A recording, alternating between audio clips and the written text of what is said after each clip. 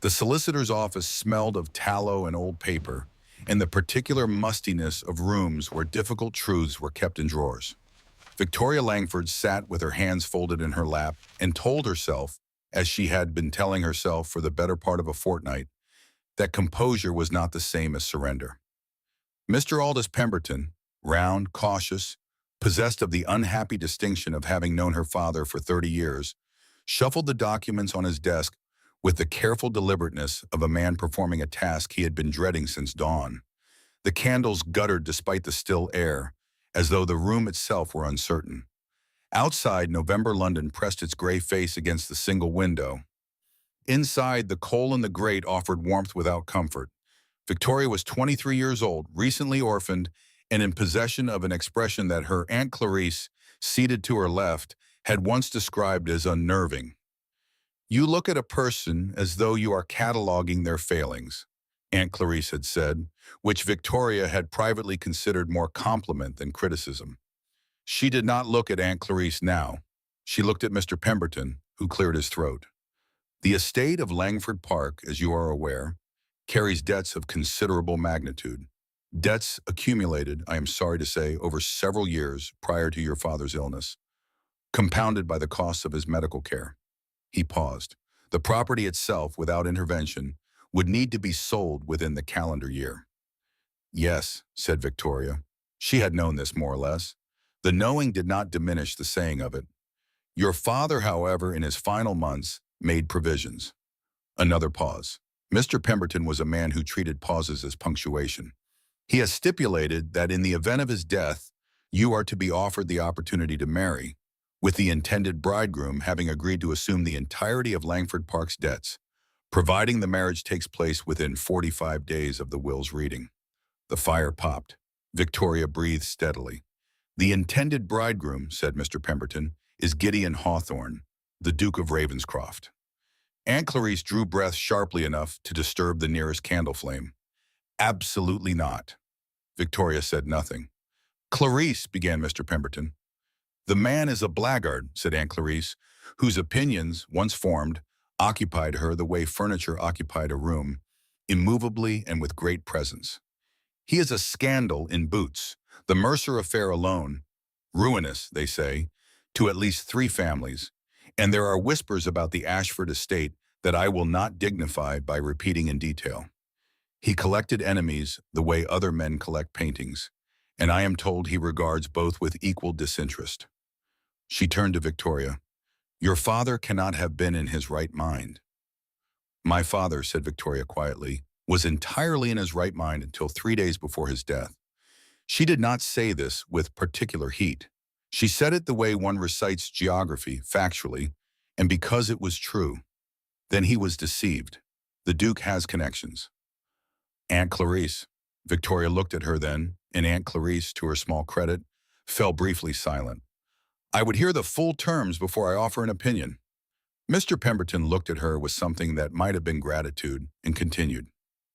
"The terms were, in the plain language of documents, clear enough. The Duke of Ravenscroft had agreed to assume Langford Park's debts in full, provide Victoria with an annual personal allowance, and make no claim on any inheritance that might come to her through other channels. In return, she would bear his name. The will specified nothing further. Her father, Victoria noted, had been precise in what he left unspoken. When Mr. Pemberton finished, Aunt Clarice's catalogue of objections resumed.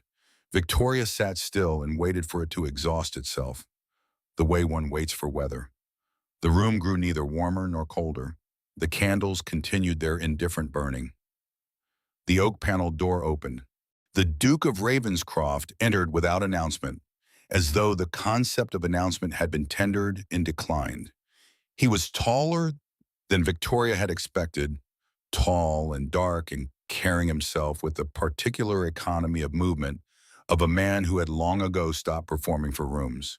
A scar ran from the outer edge of his left brow to his arm, old and silver, the kind that had once been a story and was now simply a fact of his face. His eyes were gray, or perhaps a very dark green. It was difficult to determine in the candlelight. They moved across the room, settled on Mr. Pemberton, acknowledged Aunt Clarice with the briefest incline of his head, and then found Victoria. He held her gaze for a moment without expression, not rudely, but with the directness of a man unaccustomed to looking away first. Victoria held it back with equal steadiness because she was her father's daughter and had no intention of blinking. "Miss Langford," he said. His voice was lower than she had expected and measured. "I regret the circumstances." Anne Clarice's nostrils flared. Victoria rose to her feet, smoothed her black morning dress once with her palm, and addressed him. "Your Grace." She let the syllables settle before she continued. "Before any formal arrangement is discussed, I believe it is appropriate that you hear what I have to say." The Duke raised an eyebrow barely, but she noticed. "I am prepared to consider this arrangement." She spoke calmly, as though proposing a minor alteration to a household budget. "I am not, however, prepared to be absorbed into it as an appendage. I will keep my own counsel, manage my own correspondence, and make my own decisions regarding my time and my person." She met his gaze, and in the small, still room her voice carried without effort. "I will never be owned by anyone." 7 words. The room rearranged itself slightly around them. Mr. Pemberton had stopped breathing. Aunt Clarice looked as though she had been struck, though she could not have said by what. The Duke of Ravenscroft looked at Victoria for a long, assessing moment, and then, very slightly, something in the set of his jaw shifted. He did not speak. Victoria produced from the folder in her hands a sealed letter, which she placed on Mr. Pemberton's desk. "My conditions," she said, "in writing, for the record, full management of my personal finances and correspondence, with no requirement to present accounts to my husband. No obligation to attend social functions I find frivolous or performative. Separate chambers, indefinitely and without revisitation unless I request otherwise. And a clause allowing either party to pursue a quiet annulment after 18 months, should both find the arrangement untenable." She stepped back. She had prepared these terms over 3 sleepless nights, had written and rewritten them until the language was precise and free of excess, and she had not trembled once in the writing of them, though she had come close. The Duke looked at the letter. He looked at Victoria. Then he picked up the document, turned it over in his hands once without opening it, and said, "I accept your conditions, Miss Langford. Not, these are reasonable. Not, I had expected nothing less. Simply, I accept." Aunt Clarice made a sound of disapproval so comprehensive it might have served for several sentences. Victoria did not look at her. She was watching the Duke, who had placed the letter with careful deliberateness on the desk beside the will, and she was thinking quietly, privately, in the place behind her composure, that this was either the most significant decision of her life or the last one she would ever feel certain of. Perhaps she thought both were true. Part 2. The Architecture of Distance. Ravenswood Hall was every rumor and half the nightmare. It sat in the Northamptonshire countryside like something the landscape had been organized around rather than placed within, vast and gray, stoned, and set between a wood and a turned November field, its windows high and numerous, and looking out with the mild indifference of old eyes that have seen too many arrivals to find any of them remarkable. The drive was a quarter of a mile of raked gravel. The entrance hall was floored in black and white marble, cold even in summer, Victoria suspected, and certainly cold in November, which offered the additional felony of a fog that wrapped the upper chimneys entirely. The butler, Graves, was a man of such impeccable composure that Victoria was briefly uncertain whether he was a person or an especially well-dressed fixture. The housekeeper, Mrs. Dunnett, was warmer, a broad woman with quick eyes who showed Victoria to the east wing with the careful efficiency of someone who had clearly been instructed to make certain amenities. The Duke resided in the west wing. The distance between them was not hostile, it was simply absolute. 2 separate sets of chambers, 2 separate staircases, two separate sitting rooms, and the long tapestried corridor between, which was lit by oil lamps on brackets and smelled of beeswax and something faintly botanical that Victoria later identified as the dried lavender Mrs. Dunnett kept in sachets in every linen press. The house was not in disrepair. It was only austere. The curtains were heavy and dark, the rugs old but unfrayed, the paintings numerous and mostly neglected in their frames. The marriage had been celebrated quietly, 3 weeks from the reading of the will. A register office, a gray morning, two witnesses who were not Aunt Clarice, who had refused to attend, then attended, then stood at the back with an expression of sustained misgiving. The Duke had said his vows in the same measured voice with which he said everything, and Victoria had said hers clearly and without flourish. And they had signed their names in the register and returned to their separate carriages and come to Ravenswood, and that had been that. It was not a beginning that inspired poetry. It was, however, a beginning. In the early weeks, she understood him primarily through what he was not. He was not, contrary to report, loud. He did not fill rooms with himself in the way that powerful men often did, pressing their presence into corners.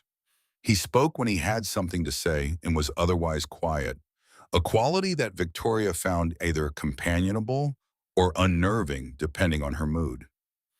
He did not examine her during their shared dinners, the one occasion each day their respective silences coincided by arrangement, with curiosity or calculation, but rather with the polite, contained attention of a man who had learned to watch without appearing to watch.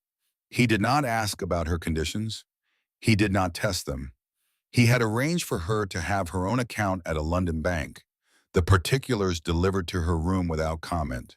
A note in an even, somewhat cramped hand, brief, for your use as you see fit. The household accounts remained separate, signed with his initials only. She placed the note in her writing desk and did not quite know what to do with the feeling it produced. She filled her days with the work of the house, not because it was required of her, but because she had never been content without purpose, and Ravenswood offered purpose in abundance if one was willing to look for it. The household was well run but formal. The warmth Mrs. Dunnett brought to her management was structural rather than emotional, efficient rather than tender. The tenants' cottages on the east side of the estate needed attention to their roofing, which Victoria discovered on a walk and then researched through the estate's accounts without finding evidence of recent repair. She brought this to the Duke one evening, approaching his study in the shared corridor, neutral territory, with the estate ledgers and her own calculations. He looked at the numbers for longer than she had expected. "They've needed it for 2 winters," he said at last. "Why hasn't it been done?" A pause, he turned a page. "I have been awaiting the appropriate allocation of funds. The primary outlay this quarter went to the Croft family in the Southfield. Henry Croft's wife fell ill, and the medical costs were considerable." Victoria looked at him. He was looking at the ledger, not at her. "That is not recorded here," she said. "No." He turned another page. "I keep those accounts elsewhere." She might have pressed him. She did not yet. But she carried the detail with her the way one carries a word one has heard in an unfamiliar language, turning it over to examine its meaning, its weight, its relationship to the surrounding words. She authorized the roof repairs herself from her personal account and delivered the note to Graves. The next morning she found on her writing desk a formal repayment in the same amount, signed with the Duke's initials. Below it, in that cramped hand, "This was yours to spend as you chose, but I am glad of the repairs." She looked at those 9 words for rather a long time. The rumors arrived in letters from London, Aunt Clarice's primarily, which read like dispatches from a theater of war. The Ton had various theories about the marriage. Most were unflattering to one party or the other, and several were simply wrong in the factual sense, which Victoria found almost restful, as it established a useful baseline for assessing the others. The most prevalent concerned the Ashford estate, in what was called variously Ravenscroft seizure and the coercion affair. The details, as Clarice relayed them, were these. 3 years prior, the young Earl of Ashford had died, leaving debts in a complex financial arrangement that his widow had been unable to navigate. The Duke had, according to the Tone's understanding, acquired significant Ashford assets through processes that were, at minimum, aggressive and at maximum, fraudulent. The widow had been left with a reduced income and her husband's name tarnished. Victoria read these letters at her writing desk in the East Wing. Then she walked to the window and looked at the garden, which was brown and dormant in December, and thought about the Duke's quiet accounting of Henry Croft's wife. She thought about the note that said, "I am glad of the repairs." She thought about what manner of man these details assembled. She did not have enough pieces to complete the picture. She did not think, however, that they assembled a blackguard. The late-night absences were a different matter. She noticed them almost by accident. She was a poor sleeper in the cold months, and her bedroom windows faced the stable yard, and on 3 separate occasions in January, she observed, in the early hours, a horse being brought around and the Duke departing alone into the dark, not with the haste of emergency, but with the quietness of a man engaged in habitual nocturnal errands. He was always returned by morning, and he never spoke of it. She did not ask. She followed it with the other things she was learning to hold in patience. What she had not anticipated was the packet. It was in the library, not hidden precisely, but placed at the back of a bottom shelf behind a row of agricultural reports in a plain wooden box without a lock. She found it in February while searching for a copy of the Northamptonshire Estate Surveys, which Mrs. Dunnett had said might be thereabouts. The box bore no inscription, but its position had the quality of something placed with intent rather than abandoned by accident, kept but not displayed, preserved but not proffered. She opened it. The letters inside were folded and refolded many times, the paper of the older ones yellowing at the creases. The handwriting was immediately, devastatingly familiar. She would have known her father's hand in darkness, and seeing it here, in this room that smelled of old books and cold stone, was a blow she had not prepared for. She sat down on the cold library floor and read.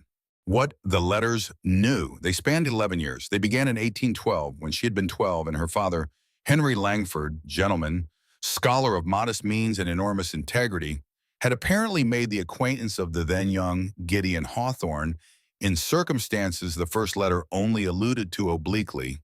Your intervention in the matter of the Hollis tenancy did not go unnoticed by me, though I believe it went unnoticed by nearly everyone else, which I suspect was your intention. The letters were irregular, sometimes separated by months, occasionally by half a year, but always eventually answered, and answered with a warmth on the Duke's side that Victoria had not anticipated and could not quite absorb in a single reading. Her father wrote as he had spoken, with generosity and a slight tendency toward philosophical observation. The Duke wrote with more economy but no less feeling, careful, precise, occasionally dry, in a way that was more wit than coldness. You persist in seeing the best in my methods, Langford, and I persist in failing to discourage you from it. I shall say only that I acted as seemed necessary at the time. Whether it was wise is a question I leave to those more comfortable with certainty.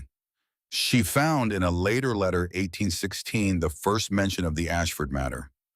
I have come to understand the full extent of the fraud Ashford's financial advisor perpetrated against the estate. The victim is number 7, if one counts the tradesmen who will never recover their credit. The widow and the 2 children know nothing of it. Ashford himself knew only that he was desperate, not why. I intend to manage this without their knowledge, if it can be done. She read this sentence 3 times. Then she read the next letter, which was dated 4 months later.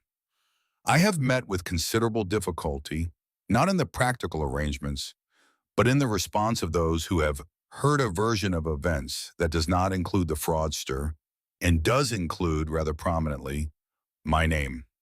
I will not correct this.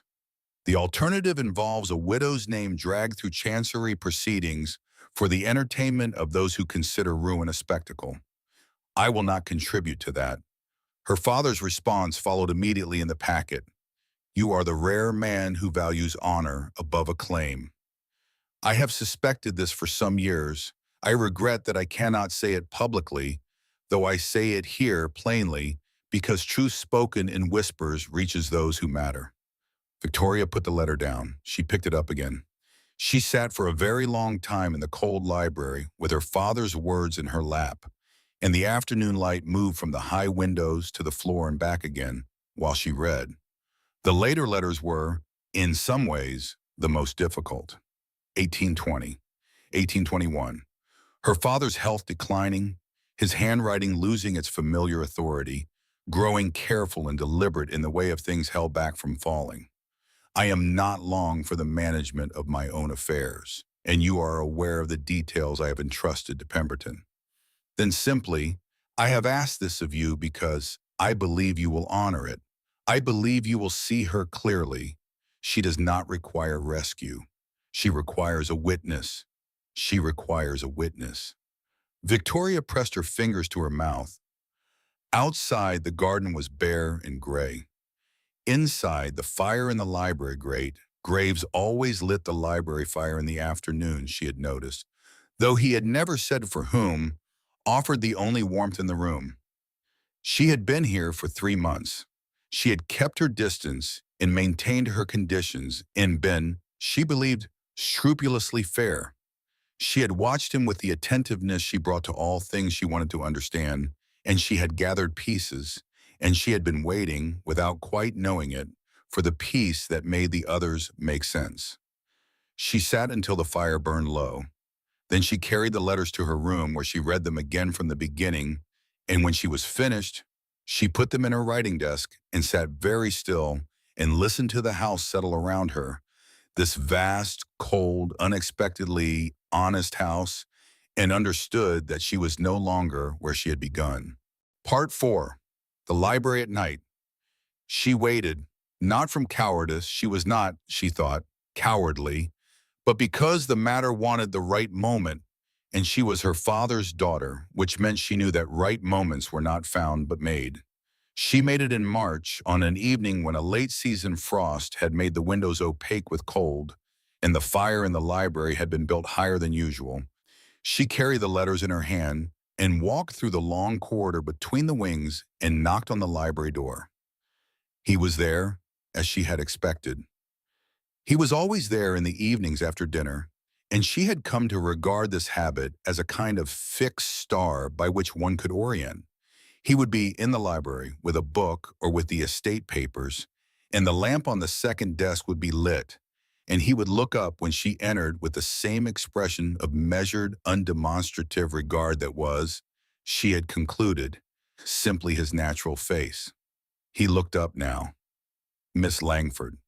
He still called her that with the studied precision of a man who would not presume. Is something the matter? She crossed the room and placed the letters on the desk before him. He looked at them. His expression did not change precisely, but something in his stillness changed quality, the way a room changes when someone in it recognizes something they had not expected to see here. I found them in the lower shelf, she said. I was looking for the estate surveys. I know where you found them. He said it without accusation, with only a kind of tired acceptance.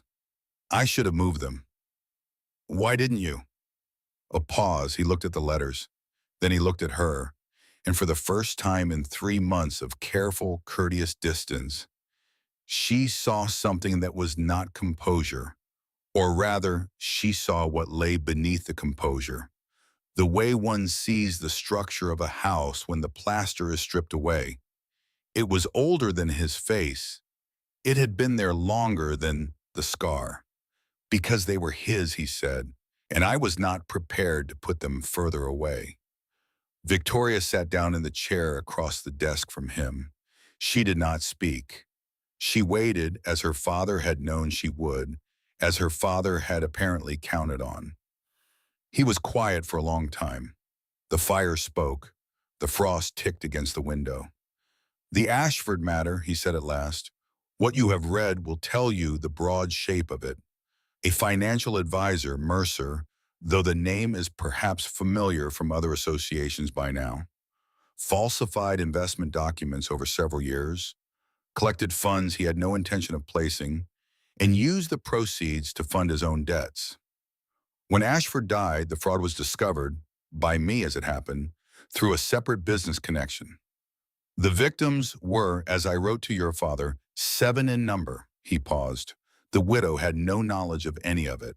Her husband had been desperate and frightened and had trusted the wrong man, and he died before he could understand why the trust had been misplaced. "You chose to protect her." "I chose to protect her and the children, yes. The legal course of action would have required her testimony, her husband's financial history exposed in full, the children's inheritance litigated in public." He stopped. When he continued, his voice was entirely level, which she recognized by now as the register in which he experienced things most acutely. She was 27. The children were 3 and 5. I had the means to absorb the loss and repay the victims privately, which I did over 2 years through the sale of assets I could afford to lose. A pause. Ravenscroft's coffers are not inexhaustible, but they are extensive. The widow's household is not. And you allowed society to conclude that you had taken those assets through coercion. "I did not confirm that version of events," he said carefully. "I decline to contradict it. There is a distinction, though I appreciate it is a fine one." "It is not a fine one," Victoria said. "It is an absolute one." She looked at him across the desk, across the firelight, across 3 months of measured silence and the 11 years of her father's faith. "You carried burdens no one saw." He looked up at the phrase. She saw the recognition move across his face. "Your father," he said, "was rather too generous in his assessments." "My father," said Victoria, "was precise. He described things as they were." She looked at the letters. "He told you he was not asking rescue for me. He told me you required a witness." The Duke looked at the fire. When he looked back at her, something had shifted in his expression, opened fractionally in the way of things long kept closed. "I was not certain I would know how to be one. I am." He stopped. "I am better acquainted with doors than windows." "I have noticed," said Victoria. And then, because she was sitting in a cold library in a vast house that was slowly becoming less vast and less cold, and because she was 23 years old and tired of waiting to understand things, "What are you doing at night when you ride out?" He was still for a moment. Then, "There is a family in the village, the Calder family. The father died in the autumn. The children are young. I have been ensuring the wood supply does not fail and that the household debt at the grocer is not called in." He said it flatly, as though it were entirely ordinary, as though it were not the complete and irrefutable answer to everything society had said about him. It seemed more useful than sleeping. Victoria looked at him for a long, wordless moment. "Honor is not loud," she said quietly. "Is that your philosophy?" "It is simply that honor, to be real, requires no audience." He met her gaze. "I have always thought that a thing witnessed only by its cost is not diminished by that." "No," said Victoria, "it is made entirely real by it." The fire settled. Outside, the frost continued its patient work against the glass. And in the library at Ravenswood, something shifted that was not the fire and not the frost, but was, perhaps, the accumulated weight of 2 people who had been watching each other carefully for 3 months, finally finding their angle of approach. The rumors, of course, intensified.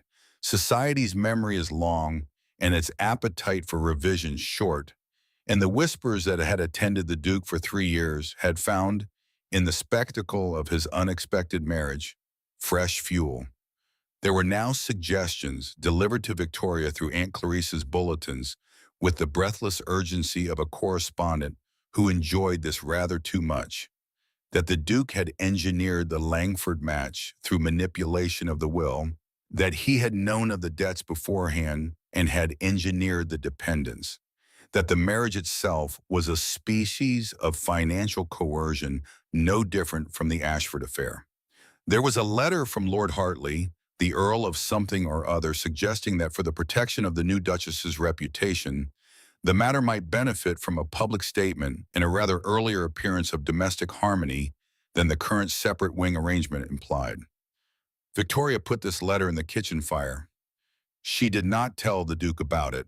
What she told the Duke a week after the library over the dinner table in the echoing formal dining room. I would like to change the dinner arrangement. He looked up from his wine. I believe, she said, that this table was designed for 30 people and there are only two of us, and the effect is somewhat medieval. She paused. There is a smaller room adjacent to the kitchen that Mrs. Dunnett informs me is called the Yellow Room, though the walls are presently green. I would prefer to eat there. Something crossed his face that she had been seeing more frequently in recent weeks, a quality that was not quite a smile but inhabited the same general territory. The Yellow Room, he said, it has a window and a fireplace that appears to draw properly. It does draw properly. I had it repaired 2 years ago. Then I see no impediment. They moved dinner to the Yellow Room the following evening and never returned to the formal dining room except for occasions that genuinely required it. The Yellow Room had a round table and 4 mismatched chairs and a window onto the kitchen garden and a fireplace that drew so well it was almost aggressively warm. And Victoria thought not for the first or the last time that the right rooms could make a great deal of difference to the shape of an evening. Part 5. This isn't logic anymore. In April, the garden woke. Victoria had been planning it since January, slowly, tentatively, with sketches made at her writing desk, when the frost was too deep to go outside, consulting the older estate records for what had once grown there before some long-ago decision to reduce it to lawn. There were primroses in the margins of the wood, and she had learned from one of the outdoor men where the kitchen garden ran to seed in the southern corner, and by early April she had secured 2 men from the village and a plan of moderate ambition, and was outside most afternoons in the period between 4 and dusk. She did not tell the Duke about the garden, and yet he came to stand at the garden's edge one Tuesday evening in mid-April and watch her explaining to a bewildered undergardener why she wanted the roses moved 6 inches to the left. When she was finished, she looked up and found him there. "You are putting the garden back," he said. "I am putting a garden back. The original is lost. But it left evidence. You can see where the old beds ran if you look at the soil in the right light." She pushed her hair back from her face. She was not wearing gloves. She had been. "Did you mind? I should have asked. You have full management of the grounds under your conditions." He said it lightly, but he was looking at the soil, at the evidence she had described, and he had the look of a man seeing something he had not expected to recognize. "My mother planted this originally. After she died, it was reduced." She did not say she was sorry. She had learned that condolences for old grief were most usefully expressed through presence rather than words. So she stood beside him at the garden's edge and looked at the turned earth and the first tentative green of early primroses and said nothing at all for a long, warm minute. "Tell me what it looked like," she said at last. "What you remember of it." He told her. It took longer than she expected. She learned about the damask roses that her mother-in-law had trained along the southern wall, and the lavender that grew in great pillowing masses along the kitchen garden border, and a sundial that had been there when he was 8 and had been removed at some point in the intervening years. He spoke in the careful, precise way he always spoke, but with a warmth that she was no longer surprised by, only grateful for. She incorporated all of it into the garden plan. The evenings in the shared study, a room that had not previously been designated as shared, but had become so by the simple accumulative logic of 2 people who both wanted to read after dinner and found the Yellow Room too small for sustained, separate occupation, were the hours she came to treasure most. partly because nothing happened in them, and partly because of what that nothing held. He read, she read. Occasionally one of them said something. The fire burned, and the study, which faced south and caught the last of the evening light, held a warmth different from any other room in the house. "This isn't logic anymore," she said one evening, without particular preamble, looking up from the book she had not been reading for the better part of a quarter hour. He looked up. "What isn't?" "This." She gestured vaguely, which in different circumstances might have meant anything, but in these circumstances meant the room, the fire, the evening, the accumulated evidence of 100 small observations. "I came here with a contract and a set of conditions and a clear-eyed understanding of the nature of the arrangement. I have been," she paused, "I have been somewhat revising my understanding." He was watching her with the quality of absolute attention that she recognized as meaning the book was entirely forgotten. "What has prompted this revision?" he asked, and she heard in his voice very quietly, underneath the careful level of his question, that he was asking something that mattered to him considerably. 11 years of my father's correspondence," she said, "and the Calder family's wood supply, in a garden that was once your mother's, and the fact that you have not once, in 5 months, tested my conditions or made me feel the weight of them." She looked at him steadily. "And I suppose the fact that I find, when I try to imagine this house without you in it, that the exercise produces a response I can only describe as dismay." He was very still. "Victoria," he said, her name, her actual name, for the first time in 5 months. "Something real grew where duty ended," she said. "I thought you should know." He rose from his chair and came to stand before her, and she stood also, which meant they were very close together in a way that the architecture of the study had not previously arranged. He looked at her the way he looked at things he was trying to understand precisely, but there was something in his expression now that was neither caution nor calculation. It was, she thought, the face of a man who had for a very long time believed that what she was offering was not available to him. "You were trusted with what mattered most," he said very quietly. "Your father told me that. He meant his own trust. I did not think he meant—" He stopped. "I did not allow myself to think he might have meant something more generous than that." "He was precise," said Victoria. "Remember." He reached up and touched her face, not with the tentativeness of a man asking permission, but with the care of a man who understood what he was being given. She turned her cheek slightly into his palm, and the study was warm, and outside the April garden was dark and full of the things she was growing back. "I am not good at this," he said, which was both true and not at all the point.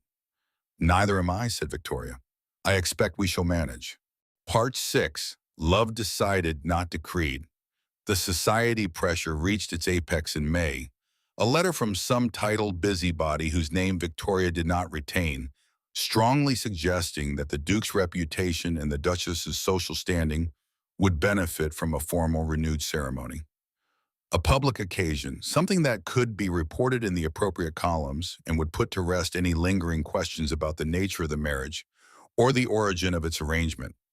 The Duke brought this letter to Victoria in the garden, where she was assessing the progress of the damask roses, and waited for her to read it. She read it. She handed it back. "No," she said. He had expected this, she thought. She thought he had rather hoped for it. "I am in agreement, Babe," he said. "I wish to ask, however, whether you would consent to something else." She looked at him. The May afternoon was warm, and the roses were opening along the southern wall, and the lavender she had planted in February was starting to show green. "What did you have in mind?" It rained on the 23rd of May, which was a Saturday, which was the day they had arranged between themselves and had told no one about except Graves and Mrs. Dunnett and the village vicar, who was a sensible man and had known the Duke since boyhood and could be trusted to keep his own counsel. The church was half a mile from the hall at the edge of the estate, and they walked to it in the rain, which had not been planned but was, Victoria thought, entirely appropriate. She wore a dress she had made with Mrs. Dunnett's assistance over 3 weeks, a deep blue-gray that was not white and not mourning, and was precisely the color of the sky at dusk when it could not decide between them. She carried no flowers. The Duke walked beside her without umbrella or coat, because hers was insufficient for the both of them and he had declined the alternative. And by the time they reached the church door, they were both damp and slightly breathless from having walked rather more quickly than the dignity of the occasion technically demanded. The vicar, Mr. Alderton, looked at the two of them with the serene equanimity of a man who had seen rather a lot and had learned to take most of it in stride. Mrs. Dunnett was present, and Graves and two village women who had been invited as witnesses and who had dressed as though for a considerable occasion regardless of the instruction to do no such thing. Victoria stood before Mr. Alderton and looked at the man beside her, the man who had ridden out in the dark for a widow's children and carried a decade of his own integrity and silence, who had placed his name where the truth was not welcome because the alternative was another family suffering, who had held her conditions with a care that was itself a kind of answer to everything she had ever needed to know about him. She had words prepared. She was, as it turned out, not going to need them, because Gideon Hawthorne, Duke of Ravenscroft, looked at her in the rain-cool light of the church and said quietly, with the particular directness of a man who does not make statements he does not mean, "I no longer accept this as obligation. I want your choice." The rain shifted against the windows. The candles on the altar held their flame. "Then I will tell you mine," said Victoria. She felt the words settle through her, from her throat to her chest to somewhere deeper, felt the resonance of what she had said 5 months ago in a solicitor's office and what she was saying now. "I will never be owned by anyone." She paused. "And so I choose to stand beside you, freely." Something moved through his expression, the relief of a man who had not permitted himself to anticipate this and found it arriving anyway. He took her hands, both of them, and held them with the steadiness that was one of the things she had come to love most about him. And Mr. Alderton married them again in the old church in the rain, and it was nothing like a society occasion and everything like what it actually was. Afterwards, in the church porch, while Mrs. Dunnett managed an umbrella and Graves maintained his expression of impeccable congratulation, Victoria leaned her head briefly against the Duke's shoulder. "I should tell you," he said very quietly into her hair, "that your father's letter said you would argue with the Roses." She pulled back to look at him. He said, "What?" "That you would want them somewhere they were not best placed and would require considerable persuasion about the light requirements."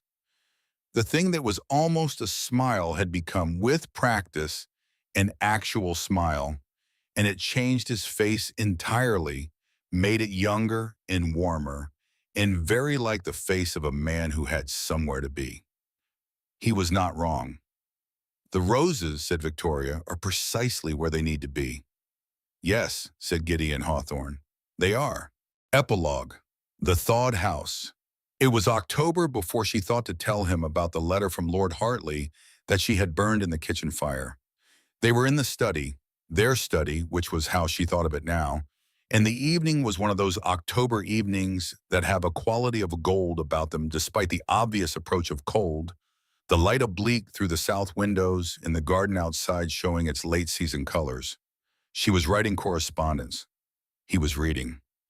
Somewhere in the house below them, a maid was laughing at something another maid had said, and the sound came up through the floorboards like something growing. "I ought to tell you," she said, "that I burned a letter in the spring." He looked up. "Should I ask which one?" "Lord Hartley's. The one about a public display of domestic harmony." She paused. "It seemed to me that Lord Hartley's opinion of our domestic arrangements was not a matter in which I had any particular interest, and I did not wish to add to your correspondence."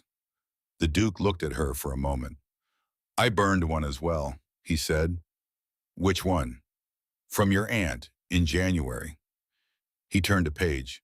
"I believe she was suggesting you had been deceived." Victoria considered this. What did she say I had been deceived about? The nature of the arrangement, the finances. He paused, and she heard in his pause the slight lift that she had learned was his version of dry amusement. My character. Your character, said Victoria, is entirely transparent to those who pay attention. You pay a great deal of attention. I do. I consider it one of my better qualities. She looked back at her correspondence, which was a letter to a charitable organization in Northampton that she had been helping with their accounts for 3 months. She was several sentences in before she said, without looking up, she will come around, you know. Clarice. I know, he said, which surprised her. She looked up. You do? She loves you. He said it simply, and she will see, eventually, that you are well.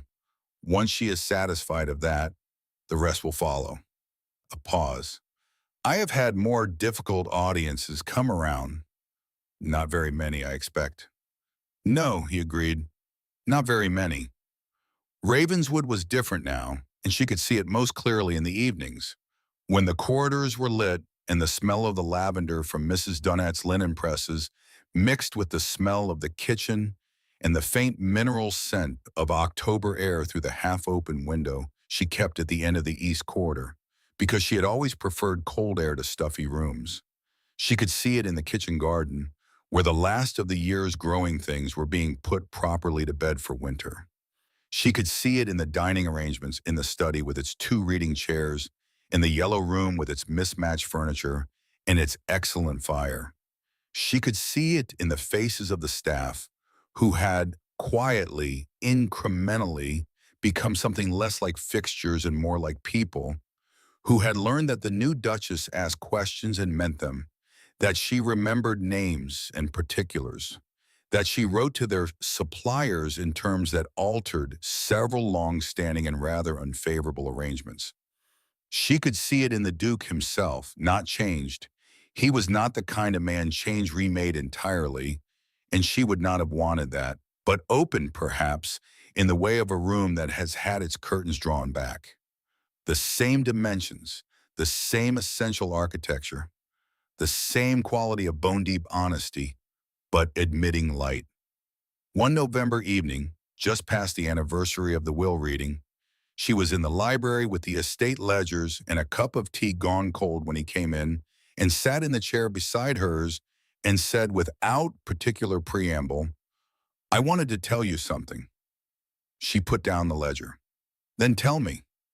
I told you last spring that I had agreed to this arrangement because your father asked it of me and because the terms seemed workable. He was looking at the fire, which had the specific quality of attention that meant he was choosing words very carefully. That was true at the time. It was no longer true by the time we moved dinner to the yellow room. He paused. I should have said so then. Why didn't you? Because I was not certain. He stopped. I was not certain you felt the same, and I was unwilling to alter the balance of an arrangement you had designed to protect yourself. I had no wish to be another obligation. You were not, said Victoria, once you had ridden to the Calder family in the dark several times without mentioning it. You could not have known about that until— I worked it out by January, she said. You were somewhat cold in the mornings. He looked at her. Then, I see. You are not difficult to understand, she said gently. You are only difficult to know quickly. There is a considerable difference. He was quiet for a moment. When he spoke, his voice had the quality she had come to recognize as meaning that something mattered to him in a way he was not accustomed to expressing. I was trusted with what mattered most, he said. Your father told me that when he wrote to ask this of me, I thought he meant the estate or the finances or some practical thing, but I think now he meant— He stopped again. He meant me, I said, Victoria. Yes. She reached across and put her hand over his where it rested on the arm of the chair. He turned his hand over and held hers, and neither of them spoke for a while, and outside the November garden was dark and bare and entirely unconcerned with them. And inside Ravenswood, the fires were lit in every room she had declared worth lighting. "I should tell you," she said after a considerable and companionable silence, "that Mrs. Dunnett asked me something last week that I thought you ought to know about." "What did she ask?" "Whether the north bedroom should be assessed for redecoration." A pause. "She specified the north bedroom, the smaller one. She said she had been given to understand that it might want fresher furnishings." He was still for a moment. Then she felt the infinitesimal shift that was his version of surprise moving through his stillness, and she looked at his face and found there an expression she had not seen before. Something younger and less carefully managed than his usual regard, something that was unmistakably hope. "Is that," he said with great care, "a matter that—" "It may be," she said. "I thought it was worth mentioning." He looked at her for a long moment. His hand tightened slightly around hers. "Victoria," he said. "I know," she said. And she did know. Knew the weight of what he was offering, which was the same weight she was offering back, which was the old weight renamed not duty, not obligation, not arrangement. The thing that had grown in its place, slow as a garden, sure as stone, chosen freely in full knowledge of its one and its worth. "Love decided," she said quietly, "not decreed." "Not decreed," he agreed. Outside, the first of November's rain began against the windows. Inside, the fires burned in the room she had lit, and the corridor rang with the echo of the house's habitual settling, and the laughter of the staff below came up through the floors like something taking root. The cold halls of Ravenswood had learned, at last, the particular quality of warmth that belongs only to places where people choose, freely and repeatedly and with open eyes, to return.